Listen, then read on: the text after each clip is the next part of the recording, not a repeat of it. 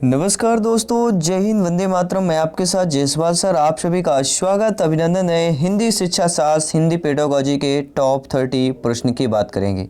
ये टॉप 30 प्रश्न जो है आपके हाल ही अभी 2 से 3 वर्षों में जो है पूछे गए टीटी एग्जाम पे हिंदी पेडागोजी के प्रश्नों का कलेक्शन है, जो आपके लिए आपके एग्जाम के लिए संभावित प्रश्न हो सकते हैं, आपके एग्जाम के लिए, या आप ये एग्जाम के साथ साथ रिपीटेड प्रश्न भी हो सकते हैं, यानी ये प्रश्न दोहराए जा सकते हैं। तो ये टॉप 30 प्रश्न जो कि हिंदी पेडागोजी के शिक्षा शास्त्र के हैं, आपके सिलेबस के अकॉर्डिंग है, आपके एग्जाम पैटर्न के अकॉर्डिंग है। तो चलिए इस टॉप 30 में से आप लोगों का फीडबैक जान लेते हैं, आप लोगों का स्कोर जान लेते हैं। अगर आप एग्जाम होता है, आप एग्जाम में बैठे हुए हैं, तो इन 30 महत्वपूर्ण प्रश्नों में से आपका फीडबैक क्या होता है। बाकी सारे प्रैक्टिस पेपर आपके आई बटन पे आपको लिंक दे दिया जाएगा। सारे प्रैक्टिस पेपर, अभ्यास प्रश्न पत्र, मॉडल पेपर आपको मिल जाएंगे। तो चलिए देर न करते हुए क्लास को शुरुआत करते हैं। पहला प्रश्न आप लोगों के स्क्रीन पर, भाषा सीखने की कौन सी विधि मातृभाषा को मध्यस्थ बनाए बिना दूसरी भाषा को सीखने में सहायक होती है? अनुवाद विधि, द्विभाषी विधि, अप्रत्यक्ष विधि या प्रत्यक्ष विधि की बात करेंगे। तो भाषा सीखने की ऐसी विधि जो मातृभाषा को मध्यस्थ बनाए बिना दूसरी भाषा को सीखने में सहायक होती है, वह हमारी प्रत्यक्ष विधि कहलाती है। डी ऑप्शन सही हो जाएगा। दूसरा प्रश्न है, भाषा शिक्षण में खेल का सर्वाधिक महत्वपूर्ण स्थान है, क्योंकि भाषा शिक्षा को कम श्रम करना पड़ता है, क्योंकि खेल भाषा को विस्तार देते हैं, क्योंकि खेल में आनंद आता है, या खेल में शारीरिक विकास होता है। मेरे सभी प्यारे मित्र शिक्षक बंधु जिनका सपना है गवर्नमेंट टीचर बनना, गृहिणी, सभी कमेंट कीजिएगा। आपका फीडबैक आपका सर्वोपरि सम्मान है। 5 सेकंड आपके लिए प्रत्येक प्रश्न का समय दिया जा रहा है। भाषा शिक्षण में खेल का सर्वाधिक महत्वपूर्ण जो स्थान होता है, वह खेल भाषा को विस्तार देते हैं, क्योंकि खेल क्या होते हैं, भाषा को विस्तार देते हैं। एक दूसरे की भाषा की बात करते हैं, एक दूसरे के साथ खेलते हैं, तो भाषा का भी विस्तार देते हैं। बी ऑप्शन सही हो जाएगा। तीसरा प्रश्न क्या दिया गया है, पाठ के अंत में अभ्यास और गतिविधियों का उद्देश्य नहीं है। क्या नहीं है? भाषा का विस्तार करना नहीं है, सृजनात्मकता का विस्तार करना नहीं है, या बच्चों को अभिव्यक्ति के अवसर प्रदान करना नहीं है, या प्रश्नों को उत्तर सरलता से याद करवाना। तो पाठ के अंत में अभ्यास और गतिविधियों का जो उद्देश्य नहीं, आप जानते हैं प्रश्नों के उत्तर सरलता से याद करवाना जो है, पाठ के अंत में अभ्यास और गतिविधियों का उद्देश्य नहीं होता है, और इसका उद्देश्य होता है पाठ के अंत में अभ्यास और गतिविधियों का भाषा का विस्तार करना, सृजनात्मकता का विकास करना, बच्चों को अभिव्यक्ति के अवसर प्रदान करना। ये तीनों हो जाएगा। डी ऑप्शन आपका नहीं होगा, और यही पूछा जा रहा है, तो according two questions right option number D option सही हो जाएगा। अब बात करेंगे 4th नंबर प्रश्न की। बहुत ही अच्छा प्रश्न है, लाजवाब प्रश्न है, फीडबैक कीजिएगा। और हमारे आसपास यहाँ पे भागवत महापुराण कथा चल रही है, जो आप लोगों को थोड़ा सा साउंड में सुनाई भी दे रहा हो, तो इसका थोड़ा आप लोगों को करना पड़ेगा, ठीक है। आई होप मेरी आवाज़ आप लोगों को क्लियर समझ में आ रही होगी, कमेंट के माध्यम से जरूर बताइएगा।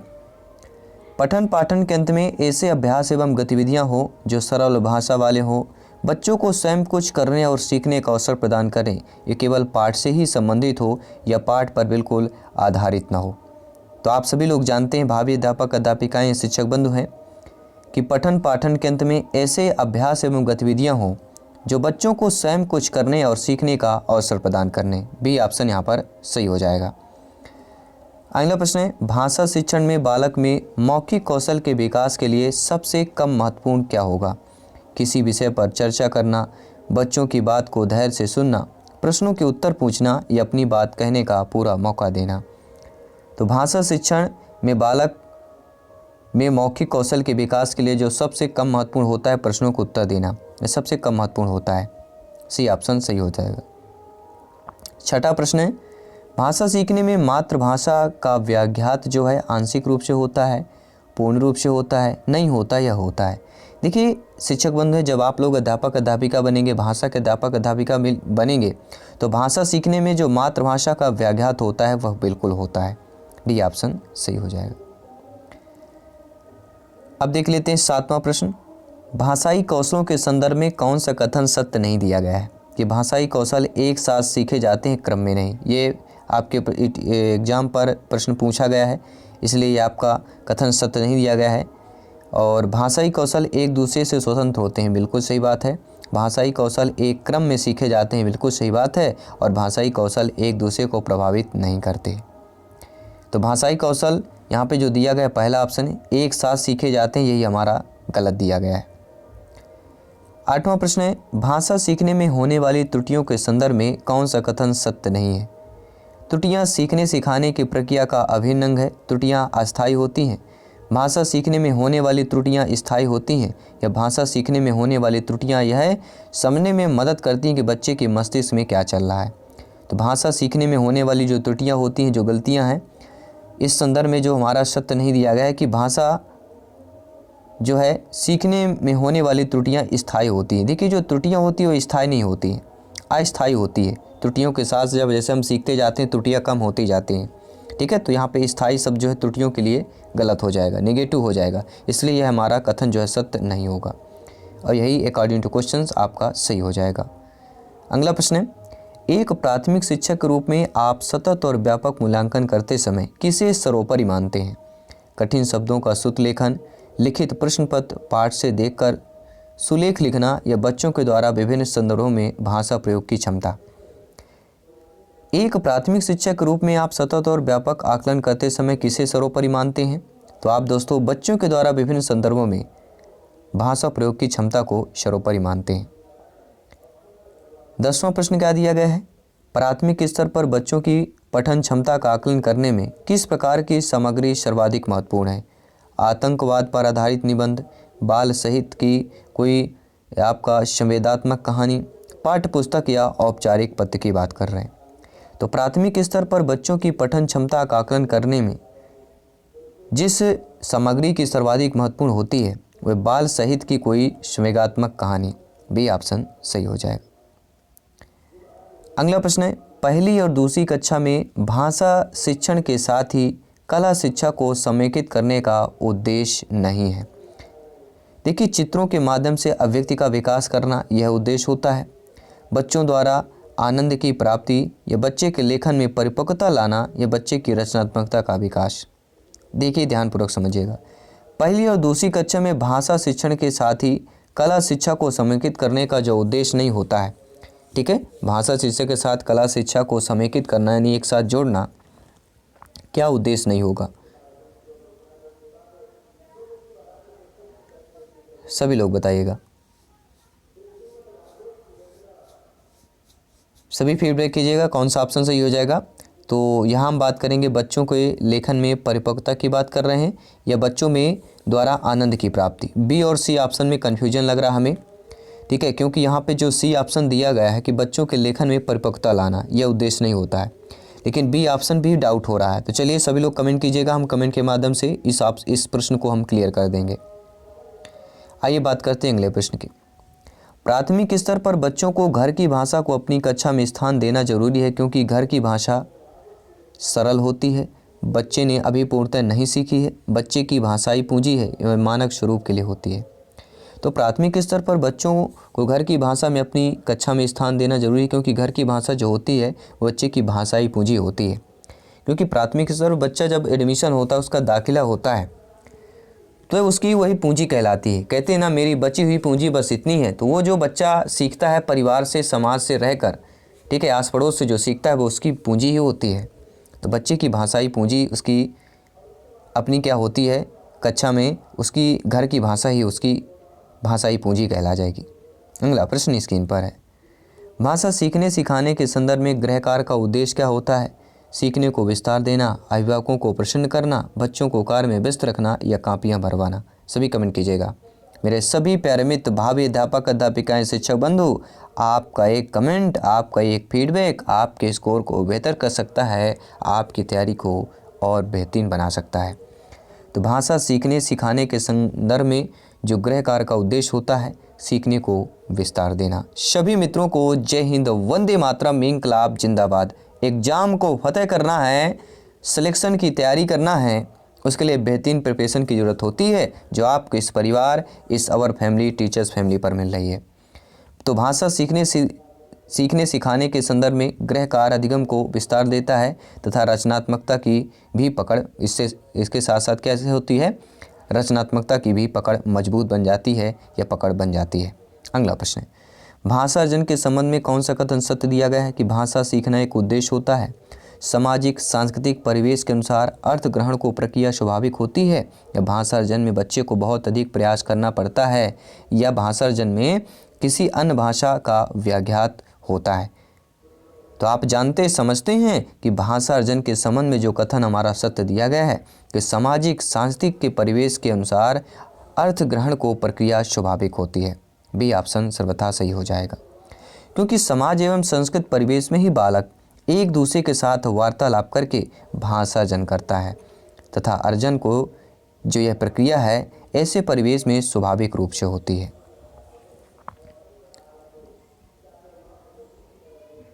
अगला प्रश्न है, 15वां प्रश्न दिया गया है, भाषा विकास के संबंध में कौन सा कथन सही नहीं है कि भाषा विकास व्यक्ति निरपेक्ष है, बड़ों का संपर्क भाषा विकास की गति को तीव्र कर देता है, भाषा विकास व्यक्ति सापेक्ष है या प्रारंभिक भाषाई परिवेश की समृद्धता भाषाई विकास में सहायक होती है। तो आप भली भांति जानते हैं, समझते हैं कि भाषा विकास के संबंध में जो कथन सही नहीं दिया गया है कि भाषा विकास व्यक्ति निरपेक्ष है, ये कथन हमारा असत्य हो जाएगा। बाकी बड़ों का संपर्क भाषा विकास की गति को तीव्र कर देता है, भाषा विकास व्यक्ति सापेक्ष होता है, निरपेक्ष नहीं होता है। भाषा विकास क्या होता है, व्यक्ति सापेक्ष होता है। और प्रारंभिक भाषाई परिवेश की समृद्धता भाषाई विकास में सहायता होती है। तो बी और सी या डी ऑप्शन हमारे कथन दिए गए हैं, सही दिए गए हैं भाषा विकास के संदर्भ में, और पहला कथन जो हमारा गलत दिया गया है, क्योंकि भाषा विकास व्यक्ति निरपेक्ष न होकर व्यक्ति सापेक्ष होता है और यह भाषाई परिवेश में त्वरित गति से होता है। किस गति से होता है, त्वरित गति से। अगला प्रश्न है, कहानी, कविता, गीतों और नाटकों के मध्य से जो बच्चे केवल मूल्यों का अर्जन करते हैं, बच्चे केवल अपनी तर्क शक्ति का विकास करते हैं, बच्चे अपनी सांस्कृतिक धरोहर से जुड़ते हैं या बच्चे केवल मनोरंजन प्राप्त करते हैं। तो कहानी, कविता, गीत और नाटकों के माध्यम से बच्चे क्या करते हैं, अपनी संस्कृत धरोहर से जुड़ते हैं। सी ऑप्शन सही हो जाएगा, क्योंकि भिन्न भिन्न क्षेत्रों में भिन्न भिन्न संस्कृति होती है और उस क्षेत्र की अपनी कहानी, कविता, गीत, नाटक एवं बोलियां अलग अलग हो सकती हैं। इस रचनात्मक कार्यों के माध्यम से विद्यार्थी अपनी सांस्कृतिक धरोहर से जुड़ते हैं। अगला प्रश्न स्क्रीन पर प्रश्न पूछा जा रहा है कि प्राथमिक स्तर पर बच्चों को भाषा सिखाने का सर्वोपरि उद्देश्य क्या है। मुहावरे या लोकोक्तियों का ज्ञान प्राप्त करना, कहानी, कविताओं को दोहराने की कुशलता का विकास करना, या तेज प्रवाह के साथ पढ़ने की योग्यता का विकास करना, या अपनी बात को दूसरे के समक्ष व्यक्त करने की या अभिव्यक्त करने की कुशलता का विकास करना। तो प्राथमिक स्तर पर बच्चों को भाषा सिखाने का सर्वोपरि जो उद्देश्य होता है, अपनी बात को दूसरे के समक्ष अभिव्यक्त करने की कुशलता का विकास करना। डी ऑप्शन सही हो जाएगा, क्योंकि प्राथमिक स्तर के छात्र छात्राओं के लिए अपनी बात को दूसरे के समक्ष व्यक्त करने की कुशलता ही भाषा सिखाने का सर्वोपरि उद्देश्य होता है। अगला प्रश्न है, इनमें से कौन सा प्राथमिक स्तर हिंदी भाषा शिक्षण का उद्देश्य नहीं है। संदर्भ के अनुसार लगाकर पढ़ने का प्रयास करना, चित्रकारी को स्वयं की अभिव्यक्ति का माध्यम बनाना, या बच्चों को भाषा और स्कूल की भाषा में संबंध बनाते हुए विस्तार देना, या सुनी गई बातों को ज्यों का त्यों दोहराना। तो प्राथमिक स्तर पर हिंदी भाषा शिक्षण का उद्देश्य यह नहीं होता है कि सुनी गई जो बात हो ज्यों का त्यों दोहरा दिया जाए। डी ऑप्शन हमारा नेगेटिव हो जाएगा और यही हमारा उद्देश्य नहीं है, इसलिए डी ऑप्शन सही हो जाएगा। क्योंकि कोई संदर्भ लेकर उस पर पढ़ाने का प्रयास करना, चित्रकारी को स्वयं के व्यक्ति का माध्यम बनाना तथा बच्चों के घर परिवार में बोली जाने वाली भाषा व स्कूल की भाषा में संबंध बनाते हुए विस्तार देना, ये सभी हिंदी भाषा शिक्षण के उद्देश्य हैं। लेकिन सुनी गई बात को ज्यों का त्यों दोहराना, इसका उद्देश्य हमारा कहीं भी नहीं नजर आता, न दिखता है, न मिलता है, न जुलता है। अगला प्रश्न स्क्रीन पर है, भाषा कौशल के संबंध में कौन सा कथन यहाँ पे सही दिया गया है कि भाषा के कौशल अंतः संबंधित होते हैं, भाषा के सभी कौशलों को नए सिरे से सिखाने की आवश्यकता होती है, या भाषा कौशल एक दूसरे से स्वतंत्र होते हैं, या भाषा के चारों कौशल एक क्रम में सीखे जाते हैं। तो आप जानते हैं कि भाषा के कौशल अंतः संबंधित होते हैं, हमारा सही हो जाएगा। भाषा के भिन्न भिन्न कौशल जैसे सुनना, फिर बोलना, लिखना इत्यादि एक दूसरे से यह अंतः संबंधित होते हैं। सुनना, बोलना, लिखने, पढ़ना, लिखना, ठीक है, ये क्या होते हैं, एक दूसरे से अंतः संबंधित होते हैं। भाषा खाली स्थान और एक उत्तम साधन है। तो देखिए, जो भाषा होती है, भाषा सोचने और महसूस करने और चीज़ों से जुड़ने का एक उत्तम साधन है। तीसरा ऑप्शन सही हो जाएगा। भाषा सीखने का व्यवहारवादी दृष्टिकोण किस पर बल देता है? अनुकरण पर, रचनात्मकता पर, भाषा प्रयोग पर, अभिव्यक्ति पर। तो भाषा सीखने का व्यवहारवादी जो दृष्टिकोण है यह किस पर बल देता है? तो यह अनुकरण पर बल देता है। ध्यान दीजिएगा, भाषा सीखने का व्यवहारवादी जो दृष्टिकोण है वह किस पर बल देता है? वह साथियों आपके अनुकरण पर बल देता है। पहला ऑप्शन सही हो जाएगा। क्योंकि बालक के समक्ष किया गया कोई भी व्यवहार उसके मनो मस्तिष्क पर छप जाता है, जिसका वह अनुसरण करने का प्रयास भी करता है। अगला प्रश्न है साथियों, जो लिखना होता है, राइटिंग क्या होता है? एक बेहद जटिल प्रक्रिया है, एक अनिवार्य कुशलता है जिसे जल्दी प्राप्त किया जाना है, एक तरह की बातचीत है, एक अत्यंत यांत्रिक प्रक्रिया है। आप सभी लोग जानते हैं, आप भाभी अध्यापक अध्यापिकाएं हैं, शिक्षक बंधु हैं, जो लिखना होता है, राइटिंग होता है, एक तरह की बातचीत ही होती है। सी ऑप्शन सही हो जाएगा। क्योंकि अपनी बात को मौखिक रूप से अथवा लिखित रूप में व्यक्त करना एक प्रकार का बातचीत ही होता है। अगला प्रश्न है कक्षा 1 के बच्चे अपने खाली स्थान एवं से प्राप्त बोलचाल की भाषा के अनुभवों को लेकर ही विद्यालय आते हैं। ये काफ़ी बार पूछा गया प्रश्न है। तो कक्षा 1 के बच्चे जो हैं अपने घर परिवार और परिवेश से प्राप्त बोलचाल की भाषा के अनुभवों को लेकर ही विद्यालय आते हैं। तो घर, परिवार और परिवेश, दूसरा ऑप्शन सही हो जाएगा। अगला प्रश्न है कक्षा 1 और 2 के शुरुआती समय में पढ़ने का प्रारंभ खाली स्थान से होता है, किसी के लिए हो? अर्थोद्देश्य, अक्षर ज्ञान, मनोरंजन, शब्द पहचान, मूल्यांकन, अक्षर ज्ञान। सभी यहाँ पे कमेंट करेंगे। मेरे सभी प्यारे मित्र, मेरे सभी प्यारे प्यारे भाइयों की प्यारी प्यारी बहनें, गृहिणी जिनका सपना है अध्यापक अध्यापिका बनना, गवर्नमेंट टीचर बनना, टीटी एग्जाम को क्रैक करना, सिलेक्शन पाना। तो कक्षा 1 और 2 के शुरुआती समय पढ़ने का जो प्रारंभ होता है वह अर्थ से हो और किसी उद्देश्य के लिए हो। पहला ऑप्शन सही हो जाएगा।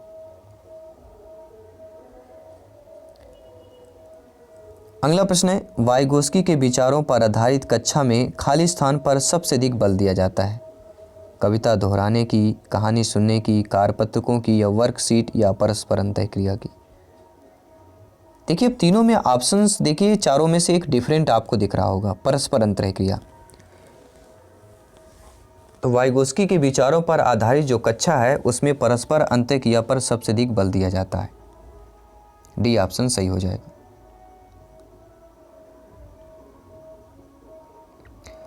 आइए देख लेते हैं अगला प्रश्न। हमारी कक्षाओं में बच्चे भिन्न भिन्न भाषिक पृष्ठभूमि से आते हैं, अतः उनको भाषाओं को भी कक्षा में सम्मान देना अनिवार्य है। उनको भाषाओं को सीखना सभी शिक्षार्थियों के लिए अनिवार्य है और भाषा की पाठ्य पुस्तक में उनकी सभी भाषाओं के शब्द वाक्य होना अनिवार्य है। यह ऑप्शन नंबर डी, उनको सभी भाषाओं की जानकारी शिक्षक के लिए। हमारी कक्षाओं में बच्चे भिन्न भिन्न भाषिक पृष्ठभूमि से आते हैं, अतः राइट ऑप्शन क्या हो जाएगा? उनको सभी भाषाओं की जानकारी शिक्षक के लिए अनिवार्य हो जाएगा। तो इसलिए यहाँ पे डी ऑप्शन सही हो जाएगा।